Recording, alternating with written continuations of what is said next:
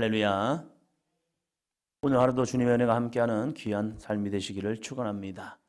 이 야고보서, 어쩌면 이 야고보서는 구약에서 아모스 같은 그런 말씀의 성격이 있습니다. 믿음을 살아가는 사람들에게 당신 믿음 생활 바르게 하고 있습니까?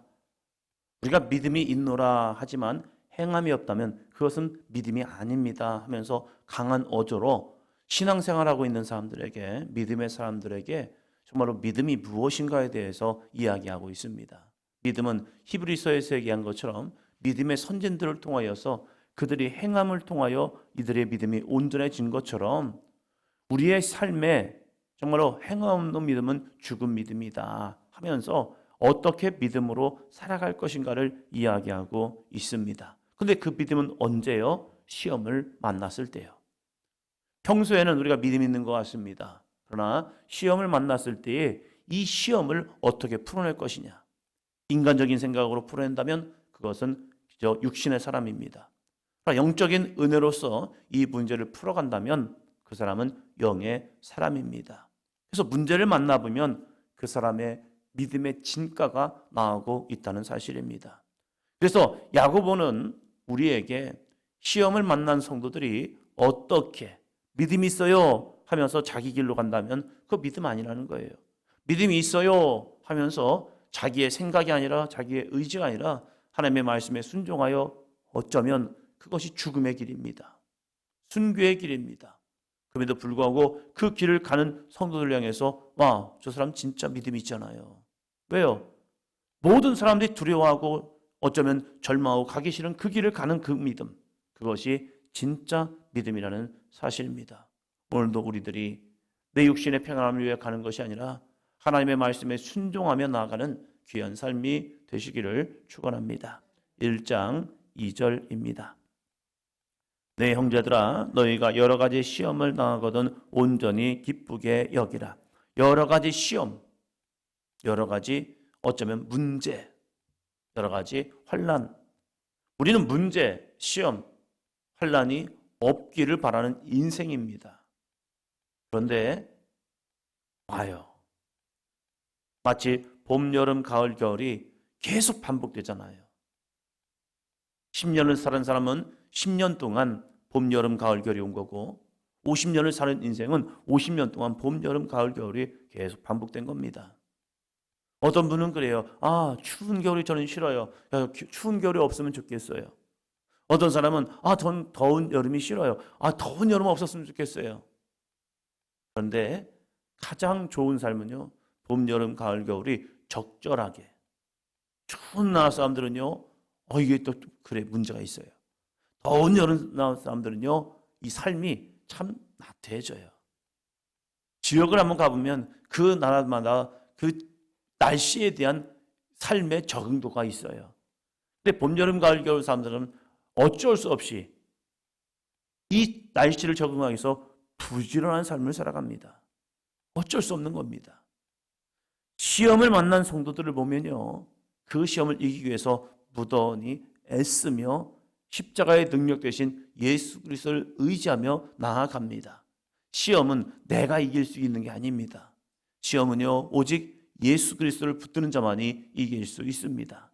그래서 히브리서에서는 그 말씀하고 있는 거죠. 믿음의 주요 우리를 온전케 하신 예수를 바라보자. 시험을 이기는 방법은 예수님을 바라보는 겁니다. 그래서 이 야고보서도 마찬가지로 이 고백하고 있는 거예요. 너희가 여러 가지 시험을 당하거든 온전히 기쁘게 여기라. 왜요? 시험을 통해서 우리는 주님과 더 가까워지고 있는 믿음의 삶을 살고 있다는 사실입니다. 시험을 잘 이겨내면요, 그 사람은 성숙한 믿음의 삶을 삽니다. 상처받은 치유자라는 이야기가 있죠. 내가 상처를 받으면요, 다른 사람의 아픔을 더 이해합니다. 그래서 그들의 삶을 더 보듬어 줄 수가 있습니다. 상처 없이 인생을 살아가는 사람은요, 머리로는 알아요. 이렇게 하면 됩니다. 그러나 가슴이 안 울려요. 가슴이 동감을 하지 못해요. 그런데 문제를 이기고 시험을 이기고 환난을 이기고 여러 가지 상처를 이겨낸 사람들은요, 그 사람의 아픔과 상처를 같이 보듬어 줍니다.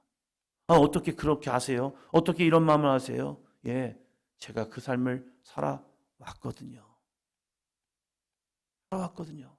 근데 그 시간을 넘는다는 것은 너무 어려운 일입니다. 그러나 그 삶을 이겨내면요, 어떠한 누구보다도 더 큰 예수님을 증거하는 믿음의 삶이 될 수 있습니다. 그러면서 이렇게 말합니다. 3절입니다. 이는 너희 믿음의 시련이 인내를 만들어내는 줄을 너희가 알미라. 너희 믿음의 시련이, 2절에서 말한 시험이, 2절에선 너희 믿음의 시련이 뭘 만들어내요? 인내를 만들어내는 줄을 알미라. 시련이라는 것은, 시험이라는 것은 주님을 붙드는 인내. 우리의 신앙은 혼자 인내가 아닙니다. 혼자 참고 이기는 게 아닙니다.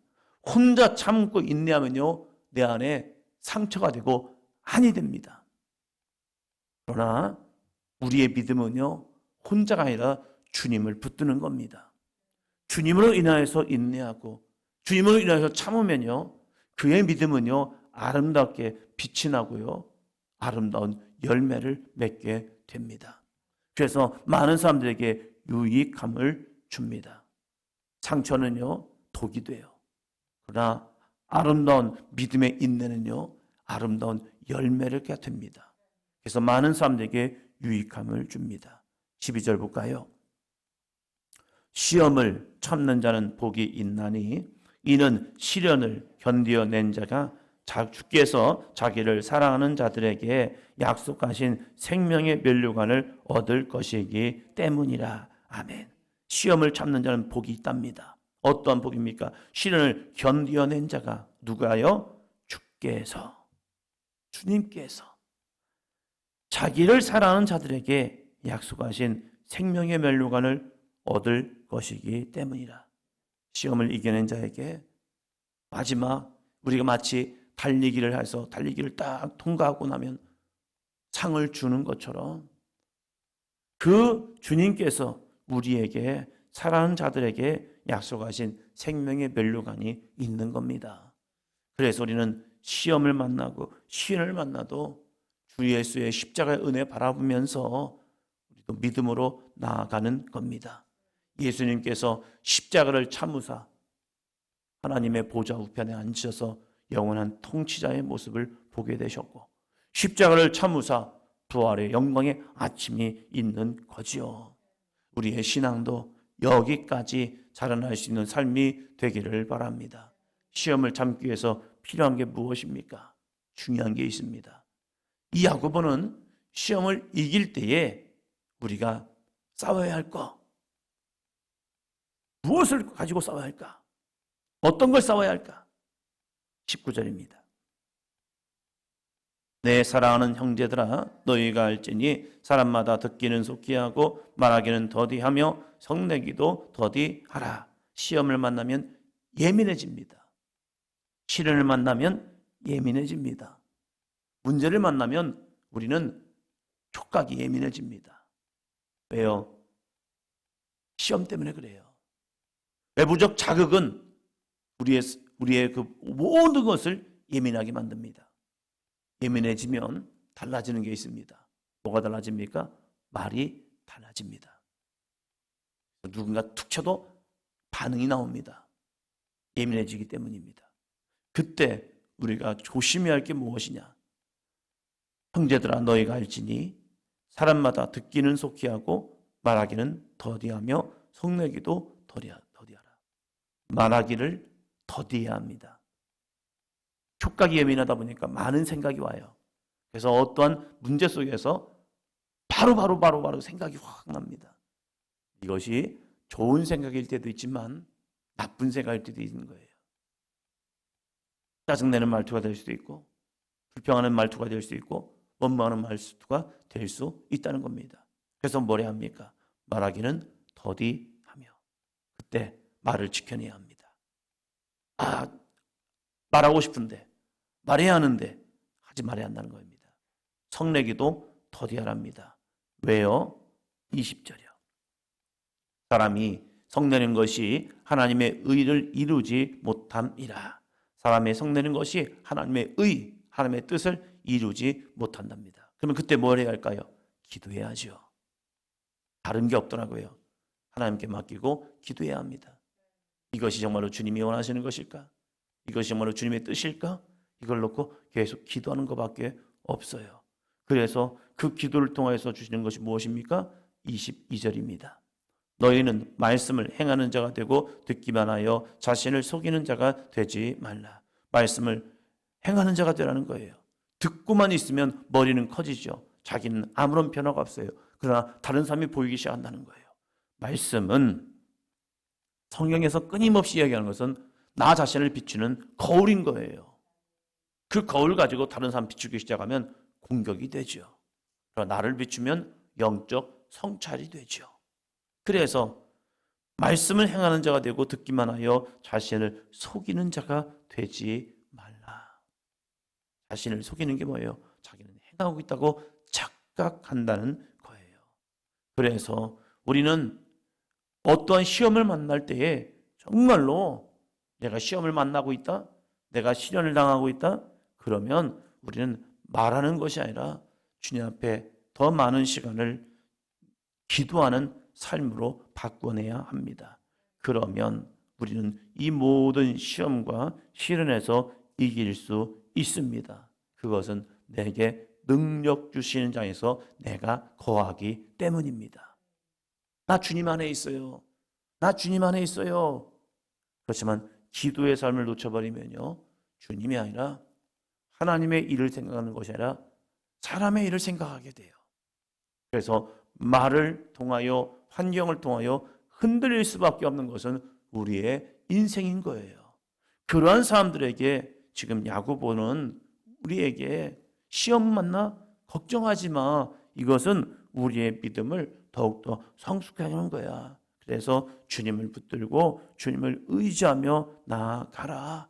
그리고 우리가 가만히 앉아있지만 말고 주님이 기뻐하시는 믿음의 삶을 살아가. 그러면 우리에게 구원의 역사는 임한다. 2장 14절이에요. 2장 14절. 내 형제들아, 만일 사람이 믿음이 있노라 하고 행함이 없으면 무슨 유익이 있으리요? 그 믿음이 능히 자신을 구원하겠느냐? 우리가 믿음이 있노라 하고 행함이 없다면 유익이 없는 거다. 그래서 힘들어도 어려워도 시험을 만나도 시련을 만나도 우리가 거기에서 멈추지 말고 오직 믿음 바라보고 나아가라. 그러면 우리는 승리한다라고 말씀하고 있습니다. 끊임없는 시험이 오지요. 끊임없는 문제는 우리에게 와요. 언제까지요? 죽을 때까지요. 그러나 그때까지 시험을 만나지만 그 시험 속에서 흔들릴 수는 있어요. 내 마음이 요동칠 수도 있어요. 그건 어쩔 수 없어요. 우리의 마음은 흔들리기 때문에 그래요. 그러나 주 예수 그리스도를 바라보고 십자가의 능력 바라보면서 예수님도 시험 속에서 그 길을, 주님의 길을, 하나님 아버지의 뜻의 길을 가시잖아요. 우리도 힘들어도 어려워도 그것을 누군가는 평안하다. 아니, 어떻게 평안합니까? 아픔이 있고 힘듦이 있고 고난이 있고 두려움이 오고 마음이 요동치지요.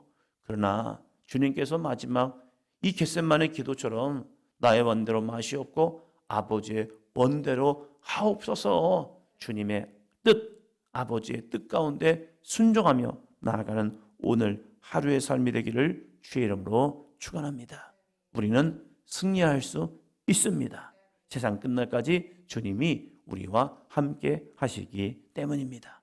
이 약속의 말씀을 의지하여 오늘도 주 예수의 이름으로 당당하게 승전가를 부르며 나가는 저와 여러분이 되기를 축원합니다.